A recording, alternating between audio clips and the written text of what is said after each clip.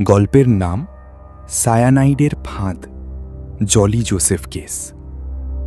2002 সাল থেকে 2016 কোঝিকোড়ের এক শান্ত পরিবারে একের পর এক স্বাভাবিক মৃত্যু ঘটতে থাকে। সবাই ভাবে এটা হয়তো দুর্ভাগ্য, কিন্তু সত্যটা ছিল অনেক বেশি ভয়ঙ্কর। অভিযুক্ত জলি জোসেফ, রহস্যময় মৃত্যু। একই পরিবারের 6 জন সদস্য বিভিন্ন সময়ে হঠাৎ অসুস্থ হয়ে মারা যায়।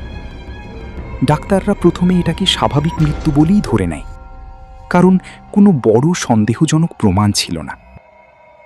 অদ্ভুত মিল, কিন্তু একটা জিনিস বারবার চোখে পড়ছিল। প্রতিটি ঘটনার সময় জলি উপস্থিত ছিল। সে পরিবারে একজন শিক্ষিত ভদ্র মহিলা হিসাবে পরিচিত ছিল। সবাই তাকে বিশ্বাস করত। তদন্ত শুরু।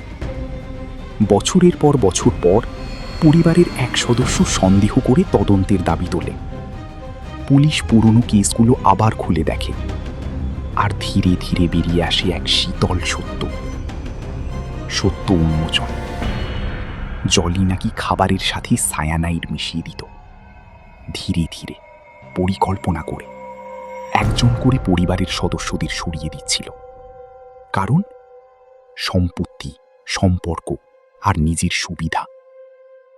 সবচেয়ে ভয়ঙ্কর দিক, সবচেয়ে অবাক করা বিষয়, এই সব বছর ধরে কেউ কিছু বুঝতেই পারেনি। সে বাইরে থেকে একেবারে স্বাভাবিক জীবনযাপন করত।